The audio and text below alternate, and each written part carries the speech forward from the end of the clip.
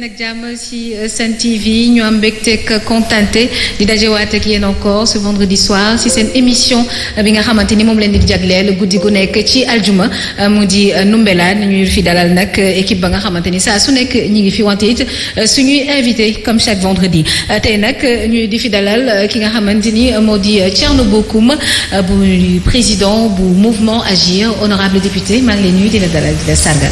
maa ngi lay fay bu baax Yacine. di nuyu ñu ñuy seetaan actuellement di am mbégte participer ci émission bi nga xamante ne fekk ay chroniqueurs yoo xam ne ñoom ñëpp xam naa leen avant lii di am doon ay ñoo xamante ne yàgg nañu ci défense des principes. donc di am mbégte jàkkaarloo ak ñoom. très bien suñu beneen invité la ñuy waajee dalal moom moo di Clédor Sène ñu gën koo xam muy yëngatu ci wàllu activisme dina egg si léegi nii lay doon wante faaw ma nuyu ña nga xamante ni ñooy Ndoumbelane ku ci mel ni Pape Makhtar Diallo. waaw Yacine waaw mi ngi mel ni ñoo bokk ci seen ñu bëgg def ay bàyyi ma yooyu noonu mais d'accord di la nuyu Yacine Seck di la sargal di nuyu aussi président Thierno Bocoum di rafetlu taxawaayam di nuyu Sénégalais yëpp yi nga xamante ne aussi dañuy seetaan dañuy déglu aussi ci rajo bi di nuyu waa Saint-Louis du Sénégal waa Colobane Fass ak waa Médina. ñëpp a ngi leen nuyu ñëpp a ngi leen nuyu tuwaat fakal macha allah Cheikh Matala. mbeɗa selli mbeɗa salmina kala mbiyo mbima e mbimami comme nag ma nuyu tukulor mo nuyu dem Matam nuyu waa Sinthiou Bamam be dem Podor nuyu waa Fanay nuyu waa Pikine yëpp mais nuyu sunu gan bi Thierno Bocoum ndax bokk na ci ñi nga xamante ni nit ñi am nañ ci ñoom yaakaar parce que nit ku dal la nitu principe la donc au-delà de sa personne mooy nuyu toute cette génération bi nga xam ni ñu ngi taxaw ak moom notamment suma avocat comme man moom gars yi ne ma Omar Dawul Toog ma nuyu maître Souleymane Soumaré. ma nga noonu Oumar Faye leeral askan wi rijaalullaahi. Adja Yacine maa ngi lay ziar waay. noo de. ça va bien. naka xam nga nee naa la damay am saa su nekk mbégte di dajeeg yow ci plateau Ndoumbelane yaa tax sax may seetaan Ndoumbelane. mais yow yaa tax léegi may teel a yeewu di seetaan télé suba teel gi léegi li doon may yeewu. yow la yaa ko indi bloc d'information bi ci non xam nga yaas bi ñuy wax sa suba gi xam nga kon nga xam ne maa ngi lay seetaan dégg chaque matin yow la mais maa ngi lay nuyu di la ziar. di nuyu Thierno Bocoum ku ma xam ku baax xam naa ko bu baax. un homme de principe. am gëm-gëm lu muy def aussi da si dem ba jusqu'au bout. ma rafetlu teewaayam. il est franc dans ce véritablement. di nuyu aussi l'équipe de Ndoumbelane mes amis. mais di profiter aussi di jaale. ki ñuy ñàkk tey. muy Iyane Thiam. papa Iyane Thiam ñu ngi koy jaale muy l'identité remarquable. boo waxee tabaski. moom ngay wax. boo waxee korité moom ngay wax. bu koor ñëwee moom ngay wax. ndax tey bu ñu tabaskee moom moo koy joxe. bu korité jotee moom mooy wax. bu koor jotee moom mooy wax. mu doon une lourde responsabilité. mu yàgg ko gérer pendant des années et des années. kenn mësu ko dégg muy coow. yal na ko yàlla xare. allahumma amiin allahumma di profité aussi di leen jaale. journaliste bi fi jógee muy Jean Meissa. dëgg la mu doon journaliste ba ma ci ni exemplaire la vraiment.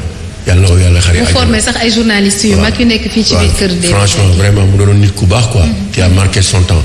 donc ñu ngi ñaan yàlla xare àjjana. ak képp ku fi jógee. ñi nga xamante ni tamit dañu tawat yàlla yëkkati leen. allahumma amiin xanaa di nuyuwaale rek ñi nga xamante ni ñoo ñuy seetaan à partir de nos plateformes digitales waa Sen TV Facebook l'officiel wante it waa YouTube Sen TV l'officiel ayca Thierno Bocoum honorable damay bëgg nag ñu tàmbalee waxtaan bi fi mu nekk nii ak décision gu yees gi nga xamante ni président Macky Sall jël na ko jëmale ko ci état d'urgence sanitaire muy prorogation du couvre-feu. encore une fois ba tey ñenn ñi d'accord nañ ci ñenn ñi d'accord ci en tout cas. on a l'impression un troisième régime qui pose problème ana sa xalaat. waaw merci beaucoup Yacine dama bëgg aussi associé aussi Omar Diall yu mu fi def muy Mourchid Ahmed Iyane Thiam ak Jean Meissa ñu ñaanal leen yàlla ñu xare leen àjjana yu gën a kawe. di wax ne li jëm si mbirum couvre-feu bi je pense que ñëpp xam nañ ne actualité la bu ñëpp mën a wax seen xalaat. mais dafa am deux aspects yoo xam dama ko siy remarqué. yan la. benn bi moo jëm si façon bu ñu ko defee maanaam procédure bu ñu utiliser ak loi bi nu ñu ko voté et cetera beneen bi mooy impact bu mu am si population yi. nan la ko population yi gisee ak nan lañ jàpp ne ndax bokk na si luy xeex mbas mi wala lu koy yokk la sax peut-être. bëggoon naa si ñëw très rapidement. bu jëm si mbirum ni ñu koy gérer.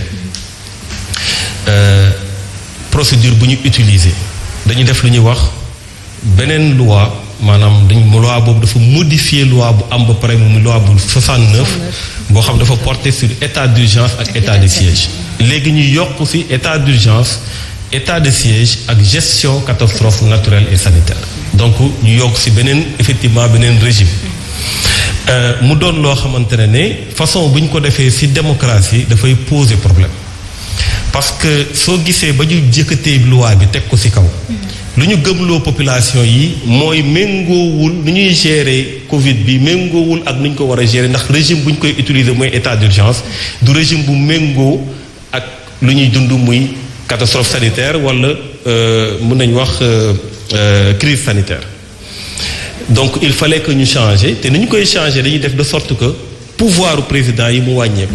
dañuy def de sorte que lu gënoon compliqué ñu yeesal ko defar ko ba mu rafet loolu mooy argument bi mais loolu dafa méngoowul ak réalité bu am ci façon bu ñu ko defee parce que sooy xool tey ba ñu voté loi bi gis ngeen lu ñu doon wax yépp ne dootul amati mu ngi am ba léegi dafa mel ni amul changement entre état d'urgence ak catastrophe sanitaire dafa mel ni amul benn changement. ana lan lañ doon wax ñu ne am na ba tey te amut wala mu ngi am ba tey.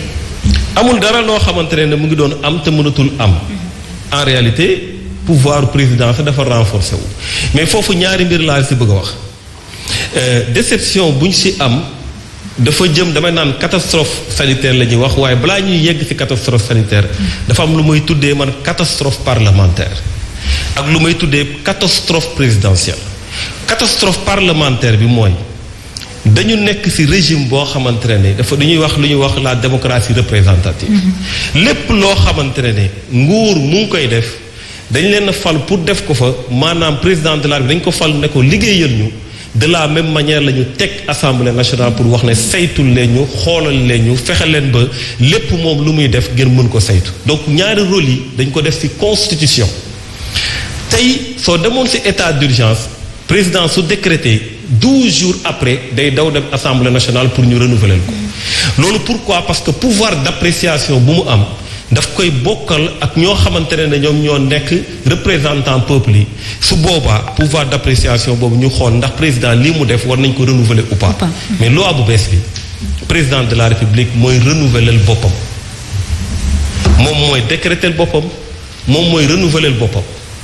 donc assemblée nationale ci boppam moo ne lii peuple bi ma jox dama koy jël teggi ko jox ko président yaay def muy urgence bu lay indiquer pour yow nga mën a décréter en même temps su la neexee nga renouveler sa bopp loolu bokk na ci problème bu njëkk boo xamante ne lu doy waar la catastrophe présidentielle bi ma wax mooy nan la ñu mën a gën a renforcer le pouvoir du président au Sénégal te ñépp xam nañ ne